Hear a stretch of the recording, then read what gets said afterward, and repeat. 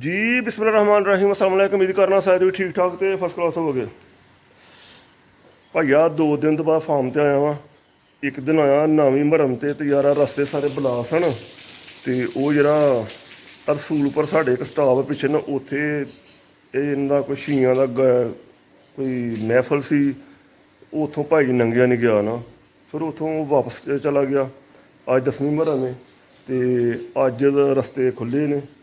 ਅੱਜ ਆ ਗਿਆ ਫਾਰਮ ਤੇ ਇਸ ਤੋਂ ਬਾਅਦ ਤੁਹਾਨੂੰ ਪਤਾ ਜਿਹੜਾ ਰੌਲਾ ਪਿਆ ਦੁੱਧ ਦਾ ਬੜਾ ਨਾ ਅੱਜ ਕੱਲ੍ਹ ਗੁਜਰਾਂ ਵਾਲੇ ਸਿਟੀ ਵਾਲਿਆਂ ਨੇ ਨਾ ਹੜਤਾਲ ਕੀਤੀ ਸੀ। ਪਰ 2 ਦਿਨ ਅਸਾਂ ਜਿਹੜਾ ਦੁੱਧ ਉਹ ਦੁਕਾਨਾਂ 'ਤੇ ਨਹੀਂ ਪਹੁੰਚਾਉਣਾ। ਗਵਾਲਿਆਂ ਨੇ ਲਾ ਲਓ ਜਾਂ ਜਿਨ੍ਹਾਂ ਦੇ ਜਾਨਵਰ ਨੇ ਫਾਰਮ ਵਾਲੇ ਵਗੈਰਾ ਨਾ, ਉਹ ਦੁੱਧ ਉਹਨਾਂ ਦੁੱਧ ਨਾ ਖੜਿਆ। ਫਿਰ ਉਸ ਤੋਂ ਬਾਅਦ ਭਾਈ ਜੀ ਇੱਕ ਛੱਡੀ ਹੈ ਫੋਰਸ, ਪੈਰਾ ਫੋਰਸ ਨਾ, ਉਹ ਆਜ਼ਾਦ ਕਸ਼ਮੀਰ ਵੀ ਪਹੁੰਚ ਜਾਂਦੀ ਹੈ, ਸਿੰਧ ਵੀ ਪਹੁੰਚ ਜਾਂਦੀ ਹੈ, ਪੰਜਾਬ 'ਚ ਪਹੁੰਚ ਜਾਂਦੀ ਹੈ ਅਤੇ ਪਠਾਨਕੋਟ ਵੀ ਪਹੁੰਚ ਜਾਂਦੀ ਹੈ। ਉਹ ਸਿਰਫ ਸਪੈਸ਼ਲ ਬਣਾਈ ਉਹਨੇ ਇਸੇ ਵਾਸਤੇ ਹੀ ਹੈ। ਉਹ ਬੰਦੇ ਮਾਰਨੇ ਹੋਣਾ ਤਾਂ ਉਹਨਾਂ ਕੋਲ ਮਰਵਾ ਹਟਦੇ ਨੇ। ਆਜ਼ਾਦ ਕਸ਼ਮੀਰ ਵਿੱਚ ਵੀ ਤੁਹਾਨੂੰ ਪਤਾ ਉਹਨਾਂ ਵਿਚਾਰਿਆਂ ਨੂੰ ਦਬਾਇਆ, ਉਹਨਾਂ ਹੜਤਾਲ ਕਿਤਨੇ 10 ਦਿਨ ਹੋ ਗਏ ਨੇ, ਹਾਲਾਂਕਿ ਉਹ ਆਪਣੇ ਮੌਕੇ 'ਤੇ ਨੇ, ਆਪਣੇ ਹੱਕ 'ਤੇ ਨੇ, ਲੇਕਿਨ ਉਹਨੂੰ ਹੱਕ ਨਹੀਂ ਦਿੱਤਾ ਜਾ ਰਿਹਾ, ਉਹਨੂੰ ਮਾਰਦੇ ਨੇ ਪਹਿਲਾਂ। ਅਤੇ ਫਿਰ ਅੱਗੇ ਆ ਗਏ ਜੀ ਮਿਲਕ। ਇਹਨਾਂ ਹੜਤਾਲ ਕੀਤੀ ਯਾਰ 2 ਦਿਨ। ਸਾਨੂੰ ਜਿਹੜਾ 200 ਰੁਪਈਏ ਦੁੱਧ ਦੇ 170 ਸੀ ਮੈਂ ਵੀ ਨਾ ਜਿਹੜਾ ਗੌਰਮੈਂਟ ਦਾ ਰੇਟ ਸੀ, ਸਾਨੂੰ ਨਹੀਂ ਵਾਰਾ ਖਾਂਦਾ ਅਤੇ ਲਿਹਾਜ਼ਾ ਨਾ ਰੇਟ ਵਧਾਇਆ ਜਾਏ।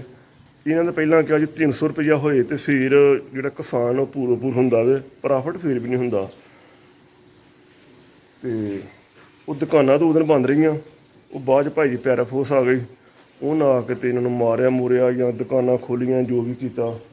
ਉਹ ਦੁਕਾਨਾਂ ਬਾਰੇ ਖਿਲਾ ਲਈਆਂ। ਇਹਨਾਂ ਆਖਿਆ ਜੀ ਅਸੀਂ ਇਸ ਰੇਟ 'ਤੇ ਦੁੱਧ ਨਹੀਂ ਦੇਣਾ। ਉਹਨਾਂ ਭਾਈ ਜੀ ਇਸ ਰੇਟ 'ਤੇ ਦੁੱਧ ਵੀ ਲਿਆ। ਉਹ ਆ ਕੇ ਅਤੇ ਆਪ ਹੀ ਵੇਚਣ ਲੱਗ ਪਏ। ਉੱਥੇ ਦੱਸੋ ਬੰਦਾ ਕੀ ਕਰੇ ਭਾਈ। ਫਿਰ ਅੱਗੇ ਜੀ ਉਹਨਾਂ ਆਖਿਆ ਜੀ ਜਿਹਨੇ ਦੁੱਧ ਸੇਲ ਕਰਨਾ ਉਹ 220 ਰੁਪਏ ਮਹਿਜ ਨਾ, ਇਹ ਗੌਰਮੈਂਟ ਦਾ ਸ਼ਾਇਦ ਪੁਰਾਣਾ ਰੇਟ ਹੈ। ਉਸੇ ਰੇਟ 'ਤੇ ਜਿਹਨੇ ਸੇਲ ਕਰਨਾ ਸੇਲ ਕਰੋ, ਜਿਹਨੇ ਨਹੀਂ ਕਰਨਾ ਉਹ ਭਾਈ ਜੀ ਦੁੱਧ ਹੀ ਸੇਲ ਨਾ ਕਰੇ। ਤੁਹਾਨੂੰ ਪਤਾ ਦੁੱਧ ਇੱਕ ਐਸੀ ਆਈਟਮ ਹੈ, ਇਹਨੂੰ ਬੰਦਾ ਸੇਵ ਨਹੀਂ ਕਰ ਸਕਦਾ, ਕਿਤੇ ਰੱਖ ਨਹੀਂ ਸਕਦਾ। ਅਤੇ 2023 'ਚ ਦੁੱਧ ਦਾ ਰੇਟ ਵਧਿਆ ਸੀ। 2023 ਤੋਂ ਬਾਅਦ ਹਾਲੇ ਤੱਕ ਰੇਟ ਨਹੀਂ ਵਧਿਆ। ਅਤੇ 2023 ਵਿੱਚੋਂ ਜਿਹੜੀਆਂ ਪ੍ਰੋਡਕਟ ਸਾਡੇ ਕੋਲ ਸਾਨੂੰ ਦਰ ਜ਼ਰੂਰਤ ਨਹੀਂ, ਜਿਹਨਾਂ ਦੀ ਖਾਦਾਂ ਹੋ ਗਈਆਂ, ਦਵਾਈਆਂ ਹੋ ਗਈਆਂ, ਮਸਾਲੇ ਹੋ ਗਏ ਅਤੇ ਘੀ ਵਗੈਰਾ ਹੋ ਗਿਆ, ਅਤੇ ਅਗਰ ਫਾਰਮ ਬਣਾਉਣਾ ਹੈ ਤਾਂ ਇੱਟਾਂ ਵਗੈਰਾ ਹੋ ਗਈਆਂ, ਇਹਨਾਂ ਹਰ ਚੀਜ਼ ਦੇ ਰੇਟ ਵੱਧ ਗਏ ਨੇ। ਫਾਰ ਐਗਜ਼ਾਮਪਲ 10,000 ਤੋਂ ਇੱਟ ਹੁੰਦੀ ਸੀ 23 'ਚ, ਅੱਜ 26 ਤੋਂ 28,000 ਦੀ ਇੱਟ ਹੈ। ਕਿੰਨਾ ਫਰਕ ਆਇਆ ਵਿੱਚ? ਦੁੱਧ ਉੱਥੇ ਹੀ ਹੈ। ਫਿਰ ਅੱਗੋਂ 2500 ਰੁਪਏ ਦੀ ਖਾਦ ਮੈਂ ਲੈਂਦਾ ਰਿਹਾ ਸੋਨਾ ਯੂਰੀਆ ਦੀ, ਅੱਜ ਕਿੰਨੇ ਦੀ ਹੈ? 5,000 ਰੁਪਏ ਦੀ ਹੈ। ਉਦੋਂ 5,000 5500 ਦੀ DAP ਲੈ ਰਿਹਾ ਹਾਂ, ਮੈਂ ਲੈ ਰਿਹਾ ਹਾਂ 23 'ਚ, ਅੱਜ ਕਿੰਨੇ ਦੀ ਹੈ? 17,000 ਦੀ। ਕਿੰਨਾ ਫਰਕ ਵਿੱਚ ਆਇਆ? ਦੁੱਧ ਦਾ ਰੇਟ ਉੱਥੇ ਹੀ ਹੈ। ਫਿਰ ਅੱਗੇ ਆ ਜਾਓ। ਫਿਰ ਅੱਗੇ ਮੈਡੀਸਨ, ਜਿਹੜਾ ਇੰਜੈਕਸ਼ਨ ਵਗੈਰਾ ਅਸੀਂ ਨਾ ਕਿਸੇ ਜਾਨਵਰ ਨੂੰ ਫਰਕ ਕਰੋ, ਫਾਰ ਐਗਜ਼ਾਮਪਲ ਅਸੀਂ 400 ਜਾਂ 500 ਦਾ ਖਰੀਦ ਰਹੇ ਹਾਂ ਨਾ, ਅੱਜ ਉਹ 4-500 ਚੜ੍ਹ ਕੇ 4-5 ਹਜ਼ਾਰ ਤੱਕ ਚਲਾ ਗਿਆ, ਲੇਕਿਨ ਸਾਨੂੰ ਲਿਆਉਣਾ ਪੈਂਦਾ। ਦੁੱਧ ਦਾ ਰੇਟ ਕੀ ਹੈ? ਉਹੀ ਹੈ। ਫਿਰ ਅੱਗੇ ਆ ਜਾਓ। ਇੱਕ ਜਾਨਵਰ 23 ਵਿੱਚ ਅਸੀਂ ਸੇਲ ਕਰਨੇ ਆ ਜਾਂ ਅਸੀਂ ਖਰੀਦਣੇ ਆ ਬਾਹਰੋਂ ਨਾ, ਫਾਰ ਐਗਜ਼ਾਮਪਲ ਇਹ ਹੀਫਰ ਹੀ ਲਾ ਲਓ, ਨਜ਼ਰ ਆ ਰਹੀ ਆ, ਹੁਣ ਮਾਰਕੀਟ 'ਚ ਇਹਦੀ 10 ਲੱਖ ਰੁਪਇਆ ਕੀਮਤ ਹੈ। 8 ਲੱਖ 9 ਲੱਖ 10 ਲੱਖ ਦੇ ਰੇਂਜ ਵਿੱਚ ਨਾ। 23 ਵਿੱਚ ਕਿੰਨੇ ਦੀ ਆ ਰਹੀ ਸੀ? ਮੈਕਸੀਮਮ 2 ਲੱਖ ਰੁਪਏ ਦੀ। ਯਾਨੀ ਕਿ ਉਦੋਂ ਅਸੀਂ 2 ਲੱਖ ਦਾ ਜਾਨਵਰ ਲੈ ਕੇ ਉਹਦੇ ਕੋਲ ਮਿਲ ਕੇ ਲੈਂਦੇ ਸਾਂ। ਉਦੋਂ ਰੇਟ ਕੀ ਸੀ? 150 ਰੁਪਈਆ, 160 ਸੀ, 70 ਸੀ, ਅਰਾਊਂਡ ਅਬਾਊਟ ਇੰਨਾ ਸੀ ਨਾ। ਅਤੇ ਅੱਜ ਕਿੰਨਾ? ਨਹੀਂ ਸੋਰੀ, ਉਦੋਂ ਰੇਟ ਵੀ ਇਹੋ ਸੀ 200 ਰੁਪਈਆ ਨਾ, ਅਤੇ ਅੱਜ ਕਿੰਨਾ? ਅੱਜ ਵੀ ਉਹੀ ਹੈ। ਵਿੱਚ ਆ ਗਿਆ ਡਿਫਰੈਂਟ ਜਾਨਵਰ ਦਾ।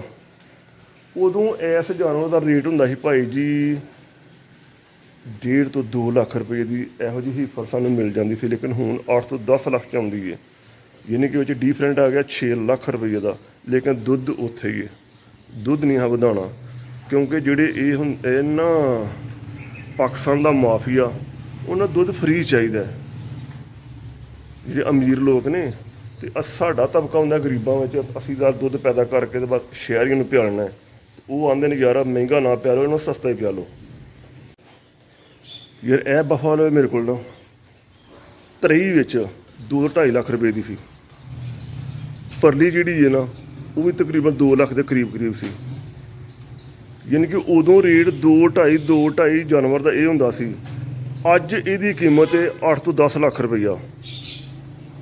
ਫਿਰ ਅੱਗੇ ਆ ਜਾਓ, ਸਾਡੇ ਕੋਲ ਇਹ ਜੀ ਹੀਫਰ ਹੈ, ਪਹਿਲੇ ਸੂਏ ਇਹਨੇ ਬੱਚਾ ਡਿਲੀਵਰ ਕਰਨਾ। ਇਹਦੀ ਕੀਮਤ ਉਦੋਂ ਕੀ ਸੀ ਤੇ ਹੁਣ ਕੀ? ਉਦੋਂ ਇਹਦੀ ਕੀਮਤ ਸੀ 2023 ਵਿੱਚ 2 ਲੱਖ ਰੁਪਈਆ। ਅੱਜ ਇਹਦੀ ਕੀਮਤ ਹੈ 8 ਤੋਂ 10 ਲੱਖ ਰੁਪਈਆ। ਦੁੱਧ ਦਾ ਰੇਟ ਉਹੀ ਹੈ, ਲੇਕਿਨ ਜਾਨਵਰ ਸਾਡੇ ਬਹੁਤ ਮਹਿੰਗੇ ਹੋ ਗਏ ਨੇ, ਅਸੀਂ ਖਰੀਦ ਨਹੀਂ ਸਕਦੇ। ਫਿਰ ਅੱਗੇ ਆਇਓ, ਇਹ ਕਹੂ ਹੈ, ਪਹਿਲਾ ਸੂਆ ਇਹਨੇ ਡਿਲੀਵਰ ਕੀਤਾ ਬੱਚਾ, ਦੂਸਰੇ ਸੂਏ ਤਕਰੀਬਨ 1 ਮਾਹ ਦਾ ਰਹਿੰਦਾ ਪਿਆ ਨਾ, ਤੇ ਅੱਜ ਇਹ ਤਕਰੀਬਨ 10 ਲੱਖ ਰੁਪਏ ਦੀ ਹੈ। ਉਦੋਂ ਬੈਗ ਤੁਰ ਜੋ ਤੁਸੀਂ 2023 ਤੁਰ ਜੋ, ਉਦੋਂ ਇਹਦੀ ਕੀਮਤ ਬੜੀ ਹੋਏਗੀ 3 ਲੱਖ ਰੁਪਏ ਹੋਏਗੀ, 2.5-3 ਲੱਖ ਰੁਪਈਆ। ਫਿਰ ਅੱਗੇ ਆਓ, ਇੱਕ ਹੋਰ ਕਹੂ ਹੈ, ਉਹ ਅਸੀਂ ਸੇਲ ਆਊਟ ਵੀ ਕਰਨੀ ਹੈ, ਨਾਲੇ ਉਹਦੀ ਪ੍ਰਾਈਸ ਤੁਹਾਨੂੰ ਦੱਸੀਏ। ਇਹ ਜਿਹੜੀ ਹੈ ਇਹ ਜਰਸੀ ਕਰਾਸ ਹੈ, ਤੇ ਭਾਜੀ ਦੌੜਦਿਆਂ ਕਿਤੇ ਕੱਪੜੇ ਵੀ ਭਰਦੇ, ਇਹ ਦੇਖ ਸਕਦੇ ਹੋ। ਹੁਣ ਇਹਦੀ ਕੀਮਤ ਹੈ 5 ਤੋਂ 6 ਲੱਖ ਰੁਪਈਆ। ਉਦੋਂ ਦੀ ਕੀਮਤ ਸੀ 23 ਵਿੱਚ ਮੈਕਸੀਮਮ 1.5 ਲੱਖ ਰੁਪਈਆ। ਦੁੱਧ ਦਾ ਰੇਟ ਸਾਡਾ ਉਹੋ ਹੀ ਹੈ। ਜਾਨਵਰ ਸਾਨੂੰ ਫਿਰ ਵੀ ਮਹਿੰਗੇ ਖਰੀਦਣੇ ਪੈਂਦੇ ਨੇ। ਫਿਰ ਅੱਗੇ ਆਈਓ, ਇਹ ਹੀ ਫਨ ਮੇਰੇ ਕੋਲ 2, ਇਹ ਪਿਓਰ ਬਰੀਡ ਹੈ, ਇਹ ਵੇਖ ਸਕਦੇ ਹੋ। ਇਹਦੀ ਭਾਈ ਜੀ ਹੁਣ ਇਸ ਟਾਈਮ ਕੀਮਤ ਹੈ 8 ਲੱਖ ਰੁਪਇਆ। 4 ਮਹੀਨੇ ਦੀ ਇਹ ਪ੍ਰੈਗਨੈਂਟ ਹੈ, ਲੇਕਿਨ ਅਸੀਂ 8 ਲੱਖ 'ਚ ਸੇਲ ਆਊਟ ਨਹੀਂ ਕਰਦੇ। ਇਹ ਵੀ 4 ਮਹੀਨੇ ਦੀ ਪ੍ਰੈਗਨੈਂਟ ਹੈ, ਸੇਲ ਆਊਟ ਅਸੀਂ ਨਹੀਂ ਕਰਦੇ। ਉਦੋਂ ਦੀ ਕੀਮਤ ਹੁੰਦੀ ਸੀ 2 ਲੱਖ ਰੁਪਈਆ, ਲੇਕਿਨ ਦੁੱਧ ਦੀ ਕੀਮਤ ਉਹੋ ਹੀ ਹੈ ਜੀ। ਇਹ ਸ਼ੈੱਡ ਬਣਿਆ ਜ਼ਾਹਰ ਜੀ, ਇਹ ਤਾਂ ਪੁਰਾਣਾ ਬਣਿਆ, ਅੱਜ ਵੀ ਬਣਨਾ, ਕਿਸੇ ਹੋਰ ਵੀ ਬਣਾਉਣਾ ਵੀ। ਅਤੇ ਉਹ ਜਿਹੜੇ ਦੋਸਤ ਵਗੈਰਾ ਬਾਹਰੋਂ ਕਾਲ ਕਰਦੇ ਨੇ ਵੀ ਯਾਰ ਮੈਂ ਇੱਕ ਫਾਰਮ ਬਣਾਉਣਾ ਚਾਹੁੰਦਾ, ਅਤੇ ਮੈਂ ਤਾਂ ਯਾਰ ਉਹਨੂੰ ਸਖਤੀ ਨਾਲ ਮਨਾ ਕਰਨਾ, ਤੁਹਾਡੀ ਮਿਹਰਬਾਨੀ। ਇੱਥੇ ਨਾ ਬਣਾਓ, ਕਿਸੇ ਹੋਰ ਮੁਲਕ ਜਾ ਕੇ ਫਾਰਮ ਬਣਾ ਲਿਓ, ਪਾਕਿਸਤਾਨ 'ਚ ਨਾ ਬਣਾਇਓ, ਇੱਥੇ ਫਿਊਚਰ ਕੋਈ ਨਹੀਂ ਜੀ। ਅਤੇ ਕੁਛ ਦੋਸਤ ਵਗੈਰਾ ਇੱਥੋਂ ਪੈਸੇ ਇਕੱਠੇ ਕਰਕੇ ਨਸਲ ਨੇ ਬਾਹਰ ਜ਼ਿਆਦਾਤਰ ਬਾਕੂ ਸ਼ਹਿਰ ਜਾ ਰਹੇ ਨੇ। ਅਤੇ ਹੁਣ ਇਹ ਇੱਟ ਜਿਹੜੀ ਹੈ ਨਾ 23 ਵਿੱਚ 8,000 ਤੋਂ 10,000 ਤੱਕ ਸੀ, ਅੱਜ ਕਿੰਨੇ ਦੀ ਹੈ? 28,000। ਦੁੱਧ ਦਾ ਰੇਟ ਉਹੋ ਹੀ ਹੈ। ਫਿਰ ਅੱਗੇ ਆਇਓ, ਤੂੜੀ ਬੋਸਾ, ਕਿਸੇ ਵੀ ਫਾਰਮ ਦਾ ਇਹਦੇ ਬਗੈਰ ਗੁਜ਼ਾਰਾ ਨਹੀਂ। 2023 ਵਿੱਚ ਇਹਦਾ ਕੀ ਰੇਟ ਸੀ? ਮੈਂ ਸਿਰਫ ਕਰਨਾ ਪਰ ਜਿਹੜਾ ਅਸੀਂ ਤਾਂ ਆਪਣੀ ਜ਼ਮੀਨ 'ਚੋਂ ਹਾਸਲ ਕਰਨੇ ਆ, ਤਾਂ ਕੁਛ ਲੋਕ ਇਹਨੂੰ ਨਾ ਬਾਏ ਵੀ ਕਰਦੇ ਨੇ, ਮੁੱਲ ਵੀ ਲੈਂਦੇ ਨੇ, ਉਹਨਾਂ ਦਾ ਰੇਟ ਡਿਫਰੈਂਟ ਹੈ। ਹੁਣ ਮੈਂ 2022 ਜਾਂ 23 ਦੇ ਵਿੱਚ ਨਾ ਇਹਨੂੰ ਅੰਦਰ ਇੰਸਟਾਲ ਕੀਤਾ ਸੀ ਆਪਣੀਆਂ ਪੈਲੀਆਂ ਵਿੱਚ, ਤੂੜੀ ਬਣਾ ਕੇ ਨਾ ਅੰਦਰ। ਉਦੋਂ ਬੰਦਾ ਲੈ ਰਿਹਾ ਸੀ 500-600 ਰੁਪਈਆ ਇਹ ਇਸ ਜਗ੍ਹਾ ਤੋਂ ਅੰਦਰ ਪਾਉਣ ਦੀ ਤੂੜੀ, ਇੱਥੇ ਪਾਉਣੀ ਹੈ। ਕਿਸੇ ਨੇ 500 ਲੈ ਲਿਆ, ਕਿਸੇ ਨੇ 600 ਰੁਪਏ ਲੈ ਲਿਆ। ਦੁੱਧ ਦਾ ਰੇਟ ਉਹੋ ਹੀ ਹੈ। ਹੁਣ ਲੈ ਰਹੇ ਨੇ 1000 ਰੁਪਈਆ, 1200 ਰੁਪਈਆ, 1300 ਰੁਪਈਆ। ਜਦੋਂ ਰਸ਼ ਜ਼ਿਆਦਾ ਹੋਇਆ ਨਾ ਫਿਰ 200-300 ਵੱਜ ਜਾਂਦਾ, ਕਿਉਂਕਿ ਬਾਰਿਸ਼ਾਂ ਹੋ ਜਾਂਦੀਆਂ ਨੇ, ਅਤੇ ਇਸ ਵਾਸਤੇ ਫਿਰ ਉਹ ਤਗੋ ਕਰਕੇ ਨਾ ਅੰਦਰ ਤੂੜੀ ਸਟਾਈ ਦੀ ਫਟਾਫਟ। ਅਤੇ ਹੁਣ 1100-1200 ਰੁਪਈਆ ਮਜ਼ਦੂਰ ਲੈ ਰਿਹਾ ਬੂਹੇ 'ਚੋਂ ਤੂੜੀ ਚੁੱਕ ਕੇ ਅੰਦਰ ਕਰਨ ਦੀ। ਉਦੋਂ ਨੇ ਟਰੈਕਟਰ ਵਾਲਾ ਸੀ ਨਾ, ਝਾਪਰੇ ਵਾਲਾ, ਉਹਨਾਂ ਰੇਟ ਸੀ ਬਾਬਾ ਜੀ 2018 ਵਿੱਚ ਉਹ ਇੱਕ ਟਰਾਲੀ ਸਾਨੂੰ ਬਣਾ ਕੇ ਦਿੰਦਾ ਸੀ। ਹੁਣ 7,000 ਰੁਪਈਆ, 8,000 ਰੁਪਈਆ, 7,000 ਰੁਪਈਆ। ਅਗਰ ਜ਼ਿਆਦਾ ਨਾ, ਹੁਣ ਫਾਰ ਐਗਜ਼ਾਮਪਲ ਮੇਰੀਆਂ ਟਰਾਲੀਆਂ ਜ਼ਿਆਦਾ ਹੁੰਦੀਆਂ ਅਤੇ ਮੈਂ 6,000 'ਚ ਅੰਦਰ ਪਵਾਈ ਹੈ, ਅਤੇ ਕਿੰਨਾ ਫਰਕ ਹੋ ਗਿਆ? 2,000-4,000 ਦਾ ਫਰਕ ਇਹ ਹੋ ਗਿਆ। ਸਾਨੂੰ ਦੁੱਧ ਦਾ ਰੇਟ ਉਹੀ ਮਿਲਦਾ, ਉਹੀ 200 ਰੁਪਈਆ। ਯਾਨੀ ਕਿ ਤੂੜੀ ਵੀ ਅੰਦਰ ਪਾਓ, 4,000 ਫੀਟਲ ਰੁਪਏ ਵੱਧ ਵੀ ਦੇਵੋ, ਲੇਕਿਨ ਦੁੱਧ ਦਾ ਰੇਟ ਸਾਡਾ ਉਹੋ ਹੀ ਹੈ। ਅੱਗੇ ਆਇਓ ਜੀ, ਇਹ ਟਰੈਕਟਰ ਹੈ, ਇਹਨੇ ਪੈੜੀਆਂ ਵਾਹਣੀਆਂ ਨੇ, ਭੱਠੇ ਬੀਜਣੇ ਨੇ, ਜ਼ਾਹਰ ਇਹਦੇ ਬਗੈਰ ਵੀ ਸਾਡਾ ਗੁਜ਼ਾਰਾ ਨਹੀਂ। ਫਾਰਮ ਤਾਂ ਜ਼ਰੂਰੀ ਹੈ।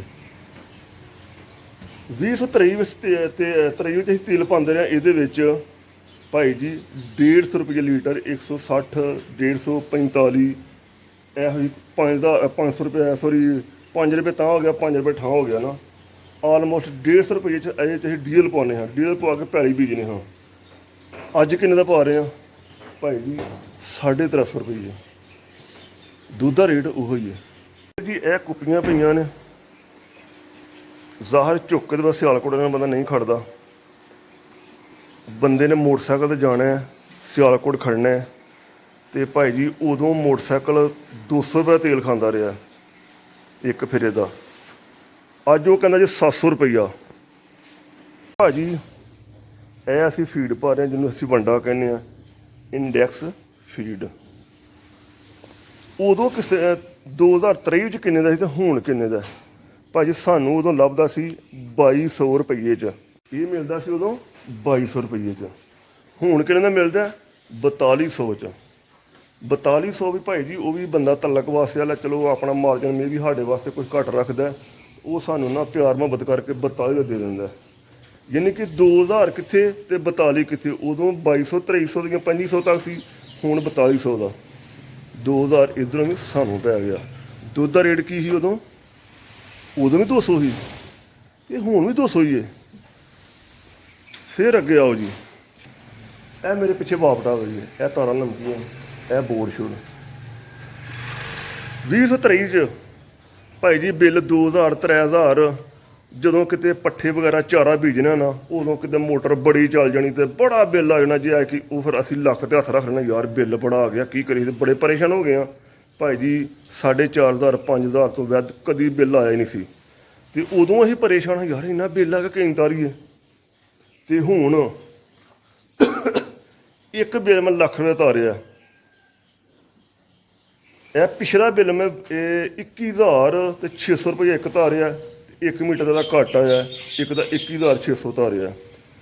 ਉਦੋਂ ਸਾਨੂੰ 4-5000 ਰੁਪਈਆ ਸੀ ਨਾ ਉਹ ਚੁੱਭਦਾ ਸੀ, ਅਤੇ ਭਾਈ ਜੀ ਹੁਣ ਮਾਮੂਲੀ ਤੋਂ ਮਾਮੂਲੀ 22-24 1 ਮੀਟਰ ਸਾਡਾ ਬਿੱਲ ਆਉਂਦਾ। ਦੁੱਧ ਦਾ ਰੇਟ ਉਹੀ ਹੈ। ਸਹੂਲਤਾਂ ਸਾਰੀਆਂ ਸ਼ਹਿਰੀਆਂ ਵਾਸਤੇ ਨੇ, ਸਾਡੇ ਵਾਸਤੇ ਨਹੀਂ। ਅਤੇ ਅਸੀਂ ਕੀ ਕਰਾਂਗੇ? ਕੋਈ ਗੱਲ ਨਹੀਂ ਯਾਰ, ਹੋਰ ਮਹੀਨਾ 2-6 ਵੇਖਾਂਗੇ, ਅਤੇ ਇਹ ਜੋ ਜਾਨਵਰ ਵਗੈਰਾ ਹੈ ਨੇ ਸੇਲ ਆਊਟ ਕਰਾਂਗੇ। ਸੇਲ ਆਊਟ ਕਰਕੇ ਭਾਈ ਜੀ ਕਿਸੇ ਹੋਰ ਮੁਲਕ ਜਾ ਕੇ ਉੱਥੋਂ ਜ਼ਮੀਨ ਖਰੀਦਾਂਗੇ ਅਤੇ ਡੇਅਰੀ ਫਾਰਮ ਉੱਥੇ ਲੈ ਜਾਵਾਂਗੇ। ਕਰਨਾ ਇਹੋ ਹੀ ਹੈ। ਲੇਕਿਨ ਇੱਥੇ ਨਹੀਂ ਤਾਂ ਕਿਤੇ ਹੋਰ ਸਹੀ, ਜਿੱਥੇ ਕੋਈ ਸਹੂਲਤਾਂ ਗੌਰਮੈਂਟ ਦੇਗੀ ਉੱਥੇ ਜਾ ਕੇ ਫਾਰਮ ਸਟਾਰਟ ਕਰ ਲਾਂਗੇ। ਲੇਕਿਨ ਇੱਥੇ ਕੋਈ ਮਾਈ ਦਾ ਲਾਲ ਫਾਰਮ ਨਵਾਂ ਬਣਾ ਕੇ ਚਲਾ ਕੇ ਦੱਸੇ 200 ਰੁਪਈਏ ਵਿੱਚ ਰੇਟ, 200 ਰੁਪਈਏ ਰੇਟ ਵਿੱਚ ਕੋਈ ਫਾਰਮ ਵਾਲਾ ਸਰਾਈ ਕਰਕੇ ਮੈਨੂੰ ਦੱਸੇ। ਹਾਲੇ ਕਿ ਮੈਂ ਇਹ ਸਿਆਲਕੋਟ ਏਰੀਆ ਸਭ ਤੋਂ ਪੁਰਾਣਾ ਵਾ, ਅਤੇ ਲੇਕਿਨ ਸੂਰਤ ਹਾਲ ਯਾਰ ਹੁਣ ਬਹੁਤ ਮੁਖਤਲਿਫ ਹੈ। ਖਰਚੇ ਬਹੁਤ ਜ਼ਿਆਦਾ ਨੇ, ਲੇਬਰ ਦਾ ਖਰਚਾ, ਫਿਰ ਉਸ ਤੋਂ ਬਾਅਦ ਵੰਡੇ ਦਾ ਖਰਚਾ, ਪੱਠੇ ਦਾ ਖਰਚਾ, ਬਿਜਲੀ ਦਾ ਖਰਚਾ, ਅਤੇ ਮੈਡੀਸਨ ਜਿਹੜਾ ਤੁਸੀਂ ਜਾਨਵਰ ਨੂੰ, ਹੁਣ ਜਾਨਵਰ ਇੱਕ ਤੁਸੀਂ ਖਰੀਦ ਕੇ ਲਿਆਉਂਦੇ ਹੋ, ਬਾਹਰ ਦਫਾ ਹੁੰਦਾ, ਉਹਨੂੰ ਮਿਸਟਾਟਿਕ ਦਾ ਮਸਲਾ ਬਣ ਜਾਂਦਾ। ਅਤੇ ਉਦੋਂ ਪਹਿਲਾਂ ਇਲਾਜ ਹੁੰਦਾ ਸੀ ਮਿਸਟਾਟਿਕ ਦਾ, ਫਾਰ ਐਗਜ਼ਾਮਪਲ ਅਸੀਂ ਨਾ 2-3 ਹਜ਼ਾਰ 'ਚ ਚਲੋ ਕਵਰ ਕਰ ਲਈਦਾ ਸੀ, ਅਤੇ ਹੁਣ 40-40 ਹਜ਼ਾਰ ਵੀ ਲੱਗ ਜਾਂਦਾ, ਕਿਉਂਕਿ ਮੈਡੀਸਨ ਬਹੁਤ ਮਹਿੰਗੀ ਹੈ। ਦੁੱਧ ਦਾ ਰੇਟ ਉਹੀ ਹੈ। ਅੱਗੇ ਆਓ ਜੀ, ਹੁਣ ਜਾਨਵਰ ਨੇ ਜ਼ਾਹਰ ਹੀਟ 'ਤੇ ਵੀ ਆਉਂਦੇ ਨੇ, ਉਹਨਾਂ ਨੂੰ ਸਿਮਰ ਹਾਣੇ ਹੁੰਦੇ ਨੇ। ਉਦੋਂ 5-6 ਹਜ਼ਾਰ ਰੁਪਏ ਦਾ ਨਾ ਸੈਕਸੀਮਨ ਅੱਛੀ ਕੁਆਲਿਟੀ ਦਾ ਮਿਲ ਜਾਂਦਾ ਸੀ, ਅਤੇ ਜਿਹੜਾ ਨਾਰਮਲ ਸੀ ਨਾ ਉਹ ਭਾਈ ਜੀ 1000-1500 ਰੁਪਏ ਦਾ ਉਹਦੇ ਨਾਲ ਗੁਜ਼ਾਰਾ ਹੁੰਦਾ ਸੀ। ਉਹਨਾਂ ਦਾ ਅੱਜ ਰੇਟ 27-27 ਹਜ਼ਾਰ ਰੁਪਇਆ ਹੋ ਗਿਆ। ਲੇਕਿਨ ਦੁੱਧ ਦਾ ਰੇਟ ਉਹੀ ਹੈ, ਉਹ ਨਹੀਂ ਗਾਂ ਜਾਣਾ, ਇੱਥੇ ਹੀ ਰਹਿਣਾ। ਹੁਣ ਇਹ ਹੀਫਰਾਂ ਨੇ ਯਾਰ, ਇਹਨਾਂ ਨੂੰ ਵੰਡੇ ਦੀ ਜ਼ਰੂਰਤ ਹੈ, ਅਤੇ ਲੇਕਿਨ ਅਸੀਂ ਨਹੀਂ ਪਾ ਸਕਦੇ ਕਿਉਂਕਿ ਰੇਟ ਹੀ ਕੋਈ ਨਹੀਂ ਇੱਥੇ। ਦੁੱਧ ਦਾ ਕੋਈ ਰੇਟ ਹੋਏ ਉਹਦੇ 'ਚ ਮਾਰਜਨ ਕੱਢ ਕੇ ਤਾਂ ਅਸੀਂ ਜ਼ਾਹਰ ਜੀ ਇਹਨਾਂ ਦੀ ਦੇਖਭਾਲ ਕਰੀਏ। ਸਿਰਫ ਹੁਣ ਡਿਪੈਂਡ ਆਫ ਚਾਰਾ ਜੀ ਇਹਨਾਂ ਦਾ। ਫੀਡ ਵਗੈਰਾ ਪਾਈ ਦੀ ਸੀ, ਕਾਫ ਸਟਾਰਟਰ ਪਾਉਂਦੇ ਰਹੇ ਹਾਂ, ਲੇਕਿਨ ਉਹ ਵੀ ਸਟਾਪ ਹੋ ਗਿਆ ਕਿਉਂਕਿ ਰੇਟ ਕੋਈ ਨਹੀਂ ਯਾਰ ਦੁੱਧ ਦਾ, ਅਤੇ ਕਿੱਥੋਂ ਖਰਚੇ ਕਰੀਏ, ਕਿੱਥੋਂ ਲਿਆ ਕੱਢ ਕੇ ਉਹਨੂੰ ਪਾਈਏ। ਹੁਣ ਇਹ ਵੇਖ ਸਕਦੇ ਮਾਸ਼ਾਅੱਲਾ ਕਿੱਡਾ ਅੱਛਾ ਜਾਨਵਰ ਹੈ। ਇਹ ਹੁਣ ਭਾਈ ਜੀ 1 ਮਹੀਨਾ ਹੋ ਗਿਆ ਸੀ ਵੰਡਾ ਨਹੀਂ ਯੂਜ਼ ਕਰਦੇ ਪਏ, ਸਿਰਫ ਡਿਪੈਂਡ ਕਰਨੇ ਪਏ ਚਾਰੇ 'ਤੇ ਪੱਠੇ 'ਤੇ, ਅਤੇ ਉੱਥੇ ਗਰੋਥ ਰੁਕ ਗਈ ਹੈ। ਕਰੀਏ ਦੁੱਧ ਦਾ ਰੇਟ ਉਹੀ ਹੈ। ਇਹ ਭਾਈ ਜੀ ਬਫਾਲੋ ਵੇ, ਇਹ ਵੀ ਬਫਾਲੋ ਵੇ। ਤੁਹਾਨੂੰ ਮੈਂ ਇਹਨਾਂ ਦੋਹਾਂ ਦੀ ਐਵਰੇਜ ਕੱਢ ਕੇ ਦਿੰਦਾ ਵਾਂ, ਇਹ ਤੁਹਾਨੂੰ ਸਾਲ 'ਚ ਕੀ ਦਿੰਦੀਆਂ ਨੇ। ਯਾਰ ਹੁਣ ਆ ਜਾਈਏ ਬਫਾਲੋ ਕਊ, ਅਸੀਂ ਕਿੰਨੇ ਦੀ ਪਰਚੇਜ਼ ਕਰਨੀ ਆ, ਕਿੰਨੇ ਦੀ ਖਰੀਦਣੀ ਆ। Number 1 buffalo, number 2 cow. ਪਹਿਲੇ ਆਉਂਦੇ ਅਸੀਂ ਜੀ ਬਫਾਲੋ 'ਤੇ, ਕਿਉਂਕਿ ਸਾਡੇ ਮੁਲਕ 'ਚ ਬਫਾਲੋ ਨੂੰ ਪਸੰਦ ਕੀਤਾ ਜਾਂਦਾ, ਉਹਦੇ ਮਿਲਕ ਨੂੰ ਜ਼ਿਆਦਾ ਪਸੰਦ ਕੀਤਾ ਜਾਂਦਾ ਹੈ। ਤੇ ਬਫਾਲੋ ਤਕਰੀਬਨ ਮਾਰਕੀਟ ਜਿਹੜਾ ਰੇਟ ਜਾ ਰਿਹਾ 7 ਲੱਖ ਰੁਪਇਆ, ਜਿਹੜੀ ਕਊ ਸੌਰੀ ਬਫਾਲੋ ਜਿਹੜੀਆਂ 7 ਤੋਂ 8 ਕਿਲੋ ਦੁੱਧ ਦਿੰਦੀ ਇੱਕ ਟਾਈਮ ਦਾ, ਉਹਦਾ ਰੇਟ ਹੈ। ਤੇ ਵੈਸੇ ਤੇ 4 ਲੱਖ ਜਾਂ 5 ਦੀ ਮਿਲ ਜਾਏਗੀ, ਉਹ ਕਿਲੋ ਤੋਂ ਤੁਸੀਂ ਚੁੰਦੇ ਰਹੋਗੇ, ਉਹਦਾ ਤੁਹਾਨੂੰ ਫਾਇਦਾ ਕੋਈ ਨਹੀਂ, ਉਹ ਤੁਹਾਨੂੰ ਲੰਬਾ ਚੌੜਾ ਨੁਕਸਾਨ ਕਰੇਗੀ। ਚਲੋ ਜੀ ਇੱਕ ਬਫਾਲੋ ਲੈ ਲਈ ਤੁਹਾਂ ਜਨਾਬ 7 ਲੱਖ ਰੁਪਏ ਦੀ ਜਾਂ 8 ਲੱਖ ਰੁਪਏ ਦੀ, ਉਹ ਦੁੱਧ ਦੇ ਰਹੀ ਹੈ। ਜਦੋਂ ਸਟਾਰਟ ਬੇਸ ਹੁੰਦਾ ਨਾ ਪਹਿਲੇ 2 ਮਹੀਨੇ ਉਹਨੇ ਦੇਣਾ 7-7 ਕਿਲੋ, ਅੱਛੀ ਦੇਖਭਾਲ, ਅੱਛੀ ਖੁਰਾਕ, ਅੱਛਾ ਵੰਡਾ ਤੁਸੀਂ ਦੋਗੇ ਤਾਂ ਫੇਰ ਦੇਗੀ, ਅਦਰਵਾਈਜ਼ ਉਹ ਵੀ 4 ਤੇ 5 ਤੇ ਆ ਜਾਏਗੀ। 2 ਮਹੀਨੇ ਉਹਨੇ ਦੇਣਾ ਤੁਹਾਨੂੰ 7-7 ਕਿਲੋ, 14 ਕਿਲੋ 2 ਟਾਈਮਾਂ ਦਾ। 2 ਮਹੀਨੇ ਤੋਂ ਫਿਰ ਅਗਲੇ 2 ਮਹੀਨੇ ਉਹ ਆ ਜਾਏਗੀ 5-5 ਕਿਲੋ ਤੇ 10 ਕਿਲੋ ਤੇ। ਫਿਰ ਉਸ ਤੋਂ ਅਗਲੇ 2 ਮਹੀਨੇ 4 ਮਹੀਨੇ ਕੱਢ ਲਓਗੇ ਨਾ, ਉਹ ਫਿਰ ਭਾਜੀ ਆਏਗੀ 4 ਕਿਲੋ ਤੇ। ਫਿਰ 2 ਮਹੀਨੇ ਹੋਰ ਕੱਢ ਲਓਗੇ, ਯਾਨੀ ਕਿ 6 ਮਹੀਨੇ ਤੋਂ ਬਾਅਦ ਤੁਹਾਨੂੰ ਉਹ 8 ਪੈਰੇ ਤੇ ਜਾਏਗੀ, ਜਿਹਨੂੰ ਕਹਿੰਦੇ ਜੀ ਲੱਤ ਮਾਰ ਗਈ ਮਹੀਂ। ਉਹਨੇ ਫਿਰ ਮਿਲਣਾ ਤੁਹਾਨੂੰ ਜਨਾਬ ਜੀ 24 ਘੰਟੇ ਤੋਂ ਬਾਅਦ ਤੁਹਾਨੂੰ ਦੁੱਧ ਦੇਗੀ, ਉਹ ਤੁਹਾਨੂੰ 12 ਤੋਂ ਬਾਅਦ ਨਹੀਂ ਦੇਗੀ। 24 ਤੋਂ ਬਾਅਦ ਫਿਰ ਕਿੰਨਾ ਦੇਗੀ? 5 ਕਿਲੋ ਦੇ ਦੇਗੀ, ਯਾਨੀ ਕਿ ਤੁਹਾਡਾ ਨੁਕਸਾਨ ਸ਼ੁਰੂ ਹੋ ਗਿਆ। ਤੇ ਖੁਰਾਕ ਹੀ ਦਿਖਾ ਰਹੀ ਹੈ ਜਾਂ ਤੇ ਨਾ ਉਹ ਜਾਨਵਰ ਬੜੇ ਸਿਆਣੇ ਯਾਰ, ਉਹ ਖੁਰਾਕ ਉਨੀ ਹੀ ਮੰਗਦੇ ਨੇ, ਰਿਕੁਆਇਰ ਉਨੀ ਹੀ ਮੰਗਦੇ, ਲੇਬਰ ਉਨੀ ਹੀ ਮੰਗਦੇ ਨੇ, ਬਿਜਲੀ ਵਾਲੇ ਬਿੱਲ ਉਨੇ ਹੀ ਘੱਲਦੇ ਨੇ, ਉਸ ਤੋਂ ਬਾਅਦ ਮਜ਼ਦੂਰੀ ਸਾਨੂੰ ਉਨੀ ਹੀ ਪੈਂਦੀ ਹੈ, ਤੂੜੀ ਉਨੀ ਹੀ ਮਹਿੰਗੀ ਪੈਂਦੀ ਹੈ, ਲੇਕਿਨ ਦੁੱਧ ਘੱਟ ਜਾਂਦਾ ਵੇ। ਉਹ ਦੁੱਧ ਭਾਈ ਜੀ 8 ਪੈਰੀ 4-5 ਕਿਲੋ ਤੇ ਆ ਜਾਂਦੀ ਹੈ। ਫਿਰ 2 ਮਹੀਨੇ ਹੋਰ ਗੁਜ਼ਾਰ ਲਓ, ਉਹਦੇ 4 ਮਾਹ ਰਹਿੰਦੇ ਨੇ ਪਏ ਬਾਬਾ ਜੀ ਹੈਗੇ ਸੂਣ ਦੇ ਵਿੱਚ। ਐਸਾ ਹੀ ਹੁੰਦਾ ਯਾਰ, ਕੁਛ ਸੋਰੀ ਮਈਆਂ ਬਣਦੀਆਂ ਵੀ ਨਹੀਂ, ਉਹ ਸਾਨੂੰ ਸਾਲ ਭੁਗਤਣਾ ਪੈਂਦਾ। ਤੇ ਆਖਰੀ 4 ਮਹੀਨੇ ਉਹ ਤੁਹਾਨੂੰ ਪੈ ਗਈ ਹੈ, ਤੁਸੀਂ ਉਹਦਾ ਖਰਚਾ ਕਰਨਾ, ਦੂਸਰੇ ਜਾਨਵਰ ਦਾ ਦੁੱਧ ਧੋ ਕੇ ਨਾ ਤੁਸੀਂ ਉਹਦਾ ਖਰਚਾ ਪੂਰਾ ਕਰਨਾ। ਤੇ ਅੱਛਾ ਇਹਦੀ ਖੁਰਾਕ ਕੀ ਹੈ? ਪਹਿਲੇ ਨੰਬਰ 'ਤੇ ਜਿਹੜੀ ਬਫਾਲੋ ਹੋਵੇ ਨਾ, ਉਹ ਭਾਜੀ 30 ਕਿਲੋ ਸਾਈਲੇਜ ਖਾਏਗੀ। ਜ਼ਾਹਰ ਜੀ ਹਰ ਬੰਦੇ ਕੋਲ ਜ਼ਮੀਨ ਨਹੀਂ ਹੁੰਦੀ, ਜਾਂ ਕੋਈ ਠੇਕੇ ਲਏਗਾ, ਉਹ ਠੇਕੇ 'ਤੇ ਪਹਿਲੀ ਜਦੋਂ ਪਹਿਲਾਂ ਤੁਹਾਨੂੰ ਪਤਾ ਠੇਕਾ ਹੁੰਦਾ ਸੀ ਸਾਡੇ ਇਲਾਕੇ ਵਿੱਚ ਨਾ 20,000 15,000 20,000 ਰੁਪਏ, ਹੁਣ ਲੱਖ ਦਾ ਠੇਕਾ ਪੜਿਆ ਹੋਵੇ, ਉਹ ਸਾਡੇ 'ਚ ਨਿਕਲਦਾ ਸਾਰਾ ਪਿਆ। ਇੱਕ ਜਿਹੜੀ ਬਫਾਲੋ ਹੋਵੇ ਨਾ, ਉਹ ਭਾਈ ਜੀ 30 ਕਿਲੋ ਸਾਲੇ ਖਾਏਗੀ। 30 ਕਿਲੋ ਸਾਲੇ ਹੋ ਗਿਆ 700 ਰੁਪਏ ਦਾ। ਫਿਰ ਉਸ ਤੋਂ ਬਾਅਦ ਭਾਈ ਜੀ ਲੇਬਰ ਦਾ ਖਰਚਾ ਤੇ ਆਏਗਾ, ਜਿੰਨੇ ਪੱਠੇ ਕੁਤਰ ਕੇ ਵੱਢ ਕੇ ਜਾਂ ਉਹ ਸਾਰੇ ਤੂੜੀ ਮਿਕਸ ਕਰਕੇ ਇਹ ਉਹ ਪਾਣੇ ਨਾ, ਤੇ ਭਾਈ ਜੀ 150 ਰੁਪਈਆ ਉਹ ਹੋ ਗਿਆ। ਉਸ ਤੋਂ ਬਾਅਦ ਮੈਡੀਸਨ ਦਾ ਮੈਂ ਪਾਇਆ 100 ਰੁਪਈਆ, ਉਸ ਤੋਂ ਬਾਅਦ ਬਿੱਲ ਦਾ ਮੈਂ ਪਾਇਆ 100 ਰੁਪਈਆ। ਫਿਰ ਉਸ ਤੋਂ ਬਾਅਦ ਵੰਡਾ ਹੋ ਗਿਆ ਜਨਾਬ 1000 ਰੁਪਏ ਦਾ ਤਕਰੀਬਨ ਨਾ, ਕਿਉਂਕਿ ਵੰਡਾ ਤੁਹਾਂ 3 ਕਿਲੋ ਤੇ 1 ਕਿਲੋ ਵੰਡਾ ਪਾਉਣਾ, ਤੇ ਬਫਾਲੋ ਨੂੰ ਜ਼ਿਆਦਾ ਪਾਉਣਾ ਪੈਂਦਾ। 3 ਤੁਸੀਂ ਵੰਡਾ ਕਮ ਤੋਂ ਕਮ ਪਾਉਣਾ, 3 ਸੁਬਾਹ 3 ਸ਼ਾਮ। ਤੇ ਇਹ ਤੁਹਾਡਾ ਖਰਚਾ ਬਣਦਾ ਭਾਈ ਜੀ, ਤੂੜੀ ਛੂੜੀ ਸਭ ਕੁਝ ਪਾ ਕੇ ਵਿੱਚ ਹੀ। ਫਿਰ ਮੈਡੀਸਨ ਦਾ ਪਾ ਕੇ ਤਕਰੀਬਨ ਤੂੜੀ ਦਾ ਪਾਇਆ 100 ਰੁਪਈਆ, ਇਹ ਤਕਰੀਬਨ 2150 ਰੁਪਈਆ ਤੁਹਾਡਾ ਜਿਹੜਾ ਖਰਚਾ ਨਾ ਉਹ ਬਫਾਲੋ ਦਾ ਵੇ। ਫਿਰ ਅੱਗੇ ਆ ਜਾਓ ਕਊ ਦਾ। ਕਊ 5 ਕਿਲੋ ਸਾਲੇ ਘੱਟ ਖਾਏਗੀ ਇਹਦੇ ਨਾਲੋਂ, ਬਫਾਲੋ ਨਾਲੋਂ। ਉਹਦਾ ਤੁਹਾਨੂੰ ਪੈ ਜਾਣਾ 2000 ਰੁਪਈਆ ਖਰਚਾ, ਯਾਨੀ ਕਿ ਕਊ ਦਾ 2000 ਰੁਪਈਆ ਖਰਚਾ ਹੈ, ਬਫਾਲੋ ਦਾ ਭਾਈ ਜੀ ਖਰਚਾ ਆ ਗਿਆ ਤੁਹਾਨੂੰ 2150 ਰੁਪਈਆ, ਅਰਾਊਂਡ 2200 ਰੁਪਈਆ ਨਾ ਇੰਨਾ ਖਰਚਾ ਪੈਂਦਾ ਵੇ। ਔਰ ਜਿਹੜੀ ਤੁਹਾਡੀ ਕਊ ਹੈ ਨਾ, ਉਹ ਤੁਹਾਨੂੰ ਮਿਲਕ ਦੇ ਰਹੀ ਹੈ ਤਕਰੀਬਨ 7 ਮਾਹ ਪੂਰੇ। 2 ਮਹੀਨੇ ਤੁਸੀਂ ਵੈਸੇ ਨੂੰ ਰੈਸਟ ਕਰਾਉਣੀ ਹੈ, ਨਹੀਂ ਤੇ ਉਹਨੇ ਵਿਚਾਰੇ ਨੇ ਇਨਕਾਰ ਨਹੀਂ ਕਰਨਾ। ਤੇ ਬਫਾਲੋ ਜਿਹੜੀ ਹੁੰਦੀ ਹੈ ਨਾ, ਉਹਨੇ 6 ਮਹੀਨੇ ਸਿਰਫ ਦੁੱਧ ਦੇਣਾ ਤੁਹਾਨੂੰ। 6 ਮਹੀਨੇ ਤੋਂ ਬਾਅਦ ਉਹਨੇ ਤੁਸੀਂ ਨਹੀਂ ਛੱਡਣਾ, ਲੱਤੋਂ ਹੀ ਮਾਰ ਦੇਣੀ ਤੁਹਾਨੂੰ, ਚੱਲ ਕੇ ਕੌੜਾ ਨਿਕਲ ਜਾ ਇੱਥੋਂ। ਤੇ ਇਸ ਵਾਸਤੇ ਯਾਰ ਫਾਰਮ ਦੇ ਪਾਸੇ ਹਰ ਬੰਦੇ ਨੂੰ ਨੁਕਸਾਨ ਹੋ ਰਿਹਾ ਵੇ। ਤੇ ਜਿਹੜਾ ਦੁੱਧ ਹੈ ਨਾ 200 ਰੁਪਈਆ ਉਹ ਨਹੀਂ ਵਾਰਾ ਖਾਂਦਾ, ਤੇ 10-10 ਲੱਖ ਦੇ ਜਾਨਵਰ ਲੈ ਕੇ 200 ਰੁਪਇਆ ਦੁੱਧ ਸੇਲ ਆਊਟ ਕਰੀਏ, ਲੇਬਰ ਦੇ ਖਰਚੇ, ਤੂੜੀ ਦੇ ਖਰਚੇ, ਮੈਡੀਸਨ ਦੇ ਖਰਚੇ, ਬਿਜਲੀ ਦੇ ਖਰਚੇ, ਤੇ ਇੱਥੋਂ ਹੀ ਕੱਢਣੇ ਹੁੰਦੇ ਨੇ, ਤੇ ਉਹ ਨਹੀਂ ਪੂਰੇ ਹੁੰਦੇ। ਹੁਣ ਮੇਰੇ ਜਿਹੜੇ ਦੋਸਤ ਨੇ ਨਾ ਕਾਫੀ ਜਿਹੜੇ ਰਾਬਤੇ ਵਿੱਚ ਨੇ, ਉਹ ਯਾਰ ਅਕਸਰ ਜਾ ਰਹੇ ਨੇ, ਪਤਾ ਨਹੀਂ ਕੋਈ ਰਕਸ਼ੀਆ ਦਾ ਸ਼ਹਿਰ ਹੈ ਬਾਕੂ ਸ਼ਹਿਰ ਨਾਲ, ਉੱਥੇ ਜਾ ਕੇ ਜ਼ਮੀਨ ਠੇਕੇ 'ਤੇ ਲੈ ਰਹੇ ਨੇ, ਕੋਈ ਫਾਰਮ ਉਹ ਠੇਕੇ 'ਤੇ ਲੈ ਰਹੇ ਨੇ, ਕੋਈ ਫਾਰਮ ਖਰੀਦਦੇ ਨੇ ਪਏ, ਉੱਥੇ ਜਾ ਕੇ ਕੰਮ ਸ਼ੁਰੂ ਕਰਦਾ। ਕੁਛ ਸੋਰੀ ਇੰਡੋਨੇਸ਼ੀਆ ਜਾ ਰਹੇ ਨੇ, ਤੇ ਉਹ ਕਹਿ ਰਹੇ ਨੇ ਯਾਰ ਇੰਨਾ ਮੁਲਕਾਂ ਦਾ ਸਕੋਪ ਹੈ, ਸਾਡੇ ਮੁਲਕ ਕੋਈ ਨਹੀਂ। ਡੇਅਰੀ ਫਾਰਮ ਵਾਲੇ ਅਕਸਰ ਜਿਹੜੇ ਨੇ ਨਾ ਉਹ ਇੱਥੋਂ ਬੰਦ ਕਰਕੇ ਤੇ ਜਾ ਰਹੇ ਨੇ। ਤੇ ਅਸੀਂ ਭਾਈ ਜੀ ਚਲਾ ਰਹੇ ਹਾਂ ਐਸੇ ਸੂਰਤ ਹਾਲ 'ਚ, ਅਗਰ ਇੰਝ ਹੀ ਚਲਾਉਂਦੇ ਰਹਾਂਗੇ ਤੇ ਬੜਾ ਕਰਾਂਗੇ, ਹੋਰ 2 ਮਹੀਨੇ ਕੱਢ ਲਾਂਗੇ। ਤੇ ਇਸ ਤੋਂ ਬਾਅਦ ਹੱਥ ਖੜੇ ਨੇ, ਤੇ ਅਸੀਂ ਵੀ ਵੇਚ ਵੱਟ ਕੇ ਕਿਸੇ ਮੁਲਕ ਦਾ ਰੁੱਖ ਕਰ ਲਾਂਗੇ। ਕੋਈ ਮੁਲਕ ਸਰਚਿੰਗ ਕਰਨੇ ਵੀ ਅੱਜ ਕੱਲ੍ਹ ਵੇਖਦੇ ਕਿਹੜੇ ਮੁਲਕ ਜਾਣਾ। ਤੇ ਭਾਈ ਜੀ ਸੂਰਤ ਹਾਲ ਤੁਹਾਨੂੰ ਦੱਸੀ ਸਾਰੀ ਬੜੀ ਖਰਾਬ ਹੈ ਇੱਥੇ। ਤੇ ਇੱਥੇ ਡੇਅਰੀ ਫਾਰਮ ਚਲਾਉਣਾ ਬਹੁਤ ਮੁਸ਼ਕਲ ਹੈ। ਬੜੇ ਦੋਸਤ ਨੇ ਯਾਰ ਕਾਲਾਂ ਕਰਦੇ ਨੇ, ਯਾਰ ਮੈਂ ਬਾਹਰ ਆ, ਇੰਨੇ ਕੁ ਪੈਸੇ ਸੇਵ ਹੋ ਗਏ ਨੇ, ਮੈਂ ਆ ਕੇ ਫਾਰਮ ਪਾਉਣਾ ਚਾਹੁੰਦਾ, ਤੈਨੂੰ ਇੰਨਾ ਅਰਸਾ ਹੋ ਗਿਆ ਕਰਦਿਆਂ, ਸਾਨੂੰ ਕੋਈ 10 ਰਹਿਨਮਾਈ ਕਰ। ਤੇ ਪਹਿਲਾਂ ਤਾਂ ਰਹਿਨਮਾਈ ਕਰੀ ਦੀ ਸੀ, ਲੇਕਿਨ ਹੁਣ ਨਹੀਂ ਕਰੀ। ਹੁਣ ਭਾਈ ਜੀ ਆਖੀ ਦਾ ਤੁਹਾਡੀ ਮਿਹਰਬਾਨੀ, ਜਿੱਥੇ ਆਵੇ ਚੁੱਪ ਕਰਕੇ ਬਹਿ ਰਹੋ। ਜੇ ਆਉਣਾ ਕਰਨਾ ਤਾਂ ਕੋਈ ਮੁਲਕ ਲੱਭੋ ਜਿੱਥੇ ਤੁਸੀਂ ਜਾ ਕੇ ਪੈਸਾ ਇਨਵੈਸਟ ਕਰਨਾ, ਇੱਥੇ ਪੈਸਾ ਇਨਵੈਸਟ ਨਾ ਕਰਿਓ ਤੇ ਕਿਸੇ ਹੋਰ ਮੁਲਕ ਜਾ ਕੇ ਨਾ ਫਾਰਮ ਸ਼ੁਰੂ ਕਰ ਲਵੋ ਤੇ ਫਿਰ ਆਇਓ ਆਪਣੇ ਮੁਲਕ 'ਚ। ਇੱਥੇ ਹਾਲੇ ਜਾਂ ਵੇਟ ਕਰ ਲਵੋ, ਹੋ ਸਕਦਾ ਜੀ ਹਾਲਾਤ ਮੁਲਕ ਦੇ ਅੱਗੋਂ ਬਿਹਤਰ ਹੋ ਜਾਣ, ਲੇਕਿਨ ਫਿਲਹਾਲ ਸੋਈ ਪੈਸੇ ਨਾ ਲਾਇਓ ਉੱਥੇ। ਤੇ ਠੀਕ ਹੈ ਭਾਈ ਜੀ, ਵੀਡੀਓ ਕਾਫੀ ਲੰਬੀ ਹੋ ਗਈ ਹੈ ਤੇ ਵੀਡੀਓ ਨੂੰ ਲਾਈਕ ਕਰਿਓ, ਸ਼ੇਅਰ ਕਰਿਓ, ਸਬਸਕ੍ਰਾਈਬ ਕਰਿਓ। ਓਕੇ ਜਨਾਬ, ਖੁਦਾ ਹਾਫਿਜ਼।